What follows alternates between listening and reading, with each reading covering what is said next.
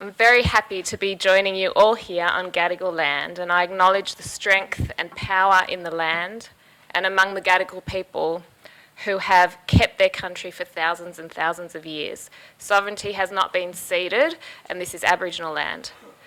As Courtney mentioned, I work at UNSW in the Faculty of Law and Justice, and I'm proud to work at a place that actively supports the Uluru Statement and the Voice. I'm proud to work in a faculty, also the home to Professor Megan Davis and to others who have been instrumental in the Uluru process. And it's lovely to be here back in my stand-up home territory. As Courtney mentioned, I've been involved in stand-up's Indigenous partnerships since their inception, including a partnership with the community at Kamaraganja on Yorta Yorta country, where Stand Up ran school holiday programs for the kids, including descendants of William Cooper. For those not yet familiar with Uncle William Cooper, in 1938 he, like the rest of the world, saw news of Kristallnacht, the Night of Broken Glass in Germany, where Jewish businesses, synagogues, houses and schools were destroyed and tens of thousands of people were arrested and taken to concentration camps. Unlike the rest of the world, William Cooper was moved to action and led a delegation of the Australian Aboriginal League to the German consulate in Melbourne to deliver a letter condemning the cruel persecution of the Jewish people by the Nazi government of Germany.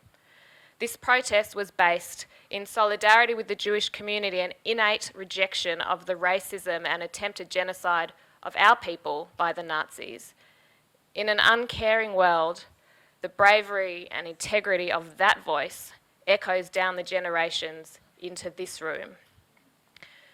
With this referendum, our community has the opportunity to return that solidarity, to recognise the wrongs of the past and to say yes to an idea that comes directly from Aboriginal and Torres Strait Islander people, constitutional recognition through a voice. This is our William Cooper moment. The No pamphlet, released on Tuesday this week, gives us this. It says that the voice is legally risky with unknown consequences. Then, in bold, if you don't know, vote no. I don't mind that challenge. Evenings like tonight will help to equip those who want to play their part in supporting the aspirations of First Nations people with knowledge about what the voice is and what it isn't. So I thank you all for being here, and I thank our keynote speaker for joining us to guide us in that task. Thomas Mayo is a Karareg Aboriginal and Kalkagal Arabamle Torres Strait Islander man. He's the National Indigenous Officer at the Maritime Union of Australia, Chair of the Northern Territory Indigenous Labour Network, and a Director on the Australians for Indigenous Constitutional Recognition Board. Thomas is the author of 6 books, and his latest is co-authored with well-respected journalist Kerry O'Brien, called The Voice to Parliament Handbook, All the Details You Need, and it is available for purchase tonight. Thomas is a signatory to the Uluru Statement from the Heart and has been a leading advocate since its inception in May 2017. And he has certainly been working day and night since the referendum was announced to help people understand the power and necessity of the yes vote. Thank you, Thomas, for making time to be with us tonight.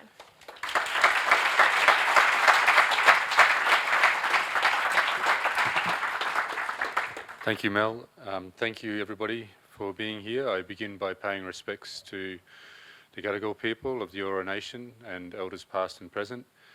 Kapu Kubil, Murabuwai, that means good evening, my people, in my language, Kalalagauya. And when I say my people, I say that sincerely. My grandfather was a Polish Jewish refugee that came to the country, and he was an engineer, worked at the Snowy River Project first, and so I feel I have a real connection, and I always feel I'm amongst friends. And you have been for a very long time, your community. Since the inception of the Uluru Statement from the Heart, taking it to the Emmanuel College was the first time I took it, one of the first places I took it to in Sydney. the original canvas. And so you're all very familiar, and your friendship and your solidarity is going to be very important. And so congratulations on the beginning of Kol Halev, the campaign.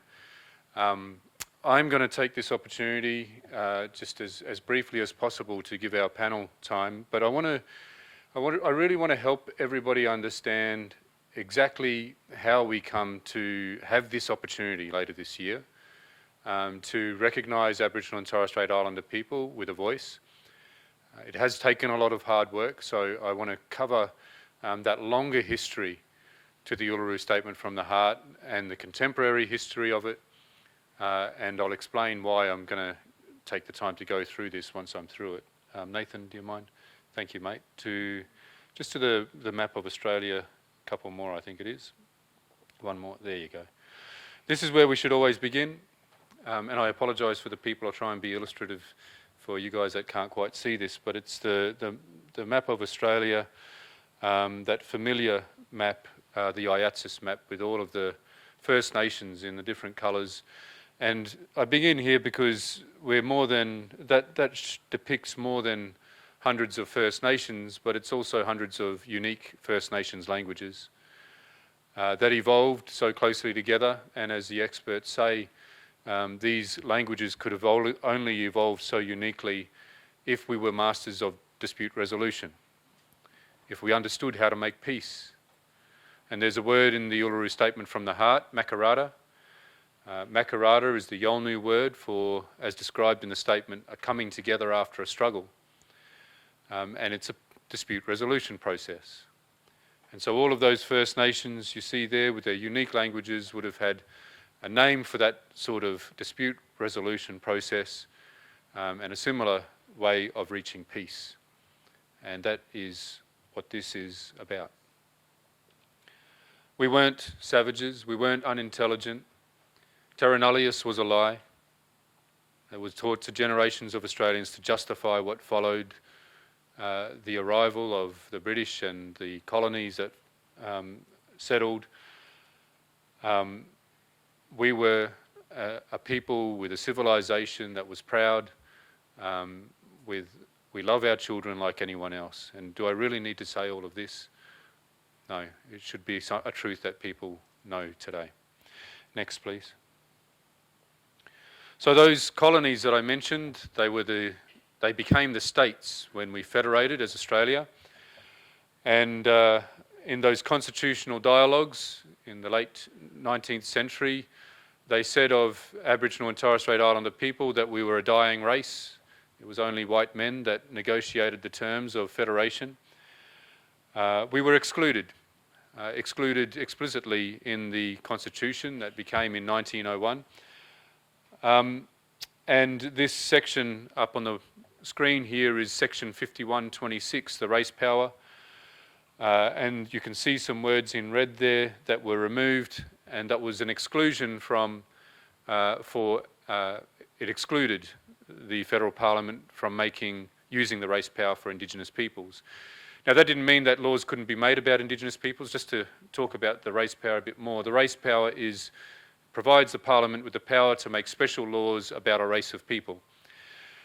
The power to make laws about Indigenous people was with the states, and they were particularly cruel and negligent, and I acknowledge Michael, a descendant of William Cooper, and they were some of the Indigenous leaders that worked hard for decades to see this change, the removal of that exclusion of Indigenous people from the race power. And they fought for that because the states were particularly cruel and negligent to our people. And this was seen as a step forward to see the federal parliament take control of Indigenous affairs.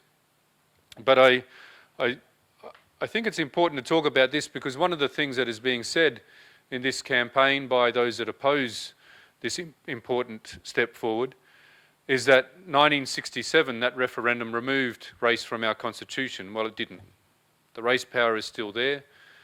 Those red words are not there anymore. So the federal parliament has been able to make special laws about Indigenous people since 1967. And what was found in the 90s in the Hindmarsh case was that this power could be used to discriminate to our detriment, not necessarily for our benefit. So one of the reasons we seek a voice is to be able to influence the use of that power.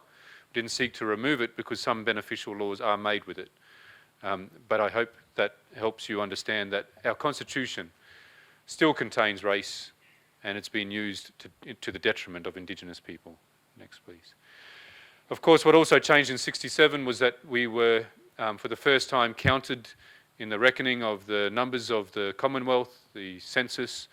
We were able to be counted in census as Australian citizens. And, but in the lead up to that, William Cooper is up on the screen there now, we made many other statements and petitions that have led to the Uluru Statement from the Heart. The leaders, the leaders of the time, in William Cooper's time, made a petition to the King. Next one now, please, Nathan.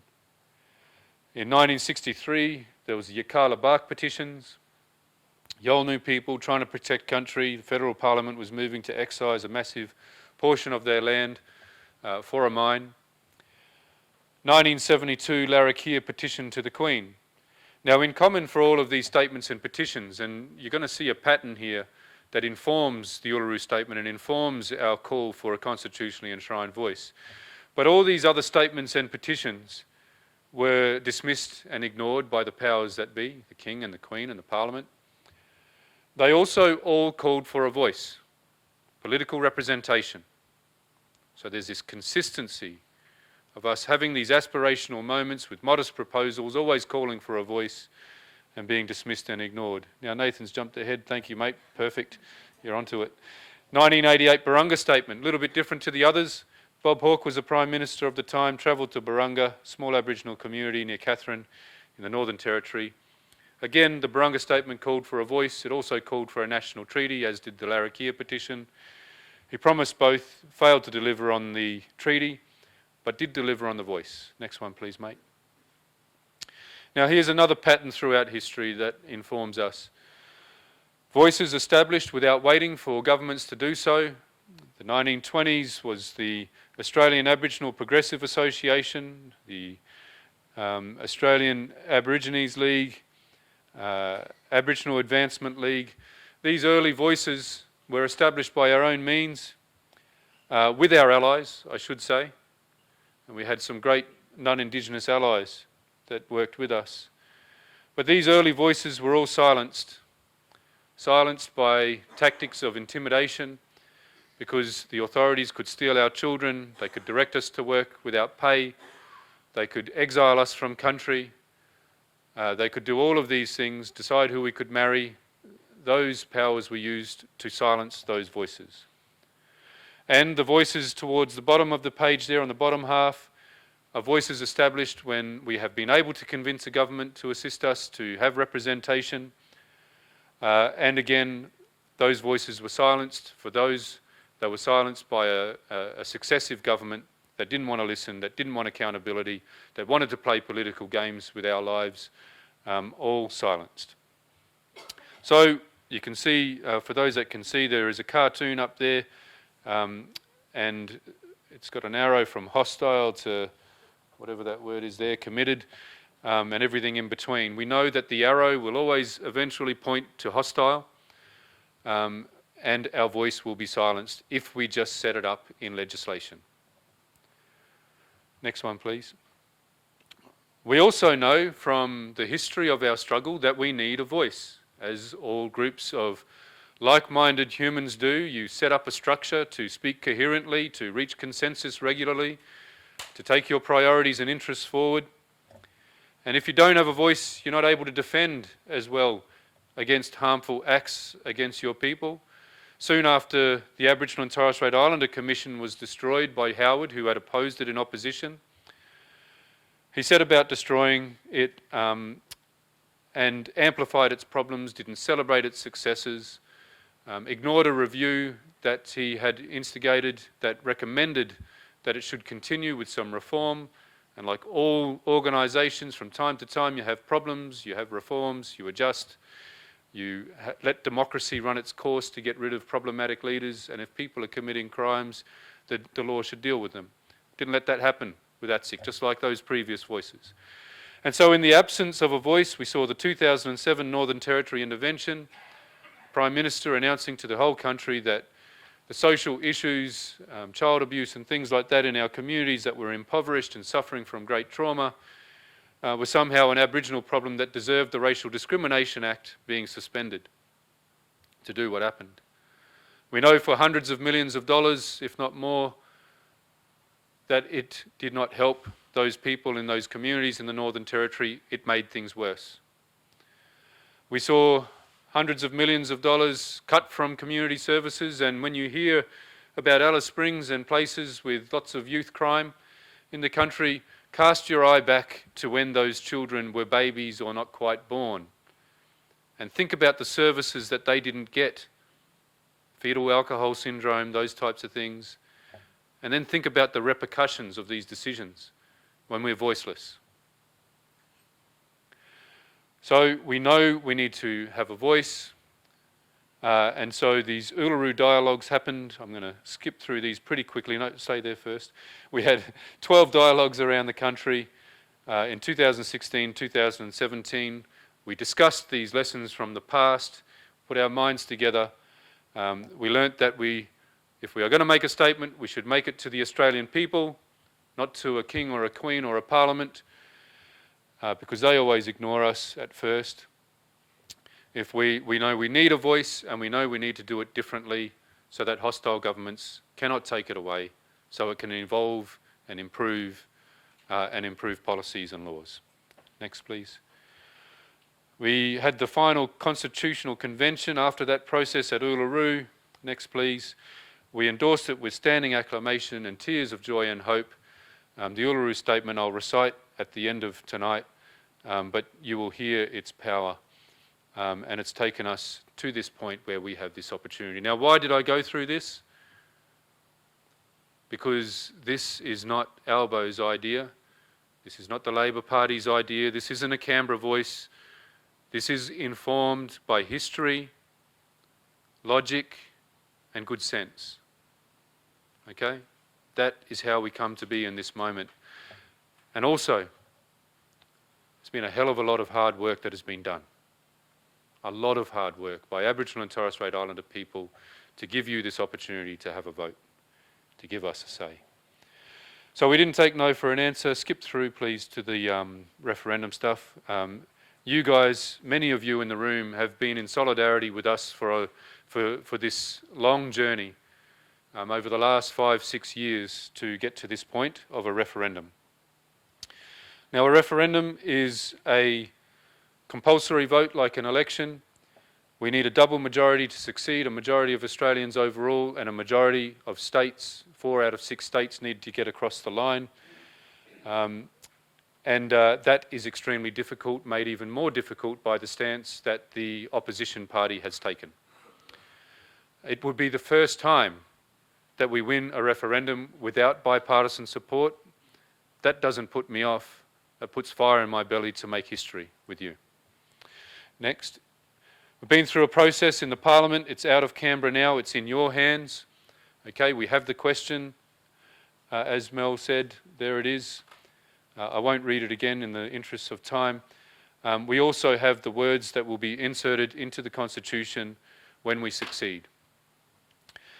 Those words are very hard to read from here, but I can paraphrase it easily. There is a preambular part that says, in recognition of Aboriginal and Torres Strait Islander peoples as the first peoples, that just recognises that we exist, that we've been here for a very long time and we will continue to be here for all time. 1, there shall be an Aboriginal and Torres Strait Islander voice. That just establishes that we will have this representative body. 2, the Aboriginal and Torres Strait Islander voice may make representations to the Parliament and the Executive Government on matters relating to Indigenous peoples. That just establishes that we can make representations. That's advisory, it's not a veto, it's not a third chamber. Representations to the Parliament and the Executive Government. The Executive Government, because by the time a policy reaches the Parliament, it has already been shaped, the deal has been done. We have insisted that we should be able to make representations, and it says may make representations. We don't have to make representations. But we should be able to make representations at the inception of the formation of policies, and that is how we will get the best results. And matters relating to Indigenous peoples, we're not going to spend time talking about submarines and parking tickets. That's absolute rubbish. We only have so much resources, like any representative body, and if we were to spend our time as an advisory voice on things that don't affect our people, we would lose all credibility and would be wasting our people's time, and the representatives would probably lose their next election. And finally, the third part there, Nathan, you're doing well, mate, but you jumped ahead that time. The final bit there is that the Parliament decides the rest, okay? All matters relating to the voice, including the composition, powers, functions and procedures, okay? The Parliament decides the model. Look, just to finish, what we are saying yes or no to here is those 92 words that are on the screen. And to make it even simpler, what we're saying yes or no to is, should we recognise Indigenous people, that proud heritage and culture that's the oldest in the world, and do it in a practical way that gives us a say about the decisions that are made about us? It is that simple. Thank you.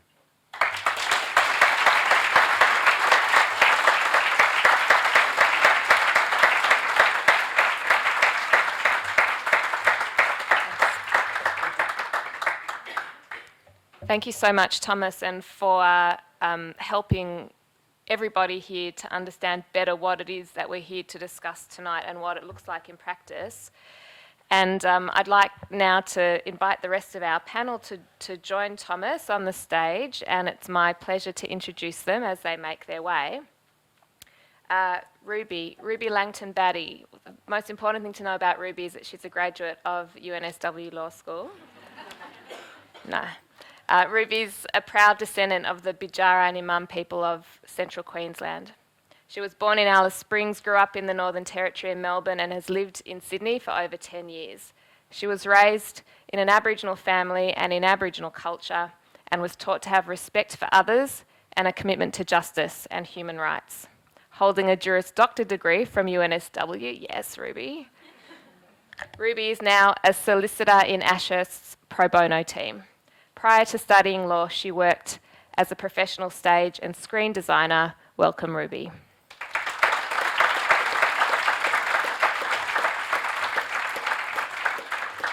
And Dr. Shireen Morris is a constitutional lawyer and senior lecturer at Macquarie University Law School. She spent the last 12 years working with Indigenous leaders like Noel Pearson and with the Cape York Institute, devising and advocating the concept of a constitutionally guaranteed Indigenous voice, which was the subject of her 2017 PhD thesis.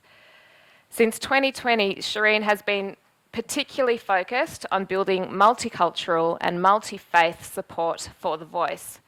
Her other research interests include free speech and the constitutional implied freedom of political communication, Australian republicanism, and economic inequality. Before becoming a constitutional lawyer, Shireen worked as an actor and singer. She publishes widely in academia and mainstream media, and there is one of her books available for purchase tonight. Thank you, Shireen, for joining us.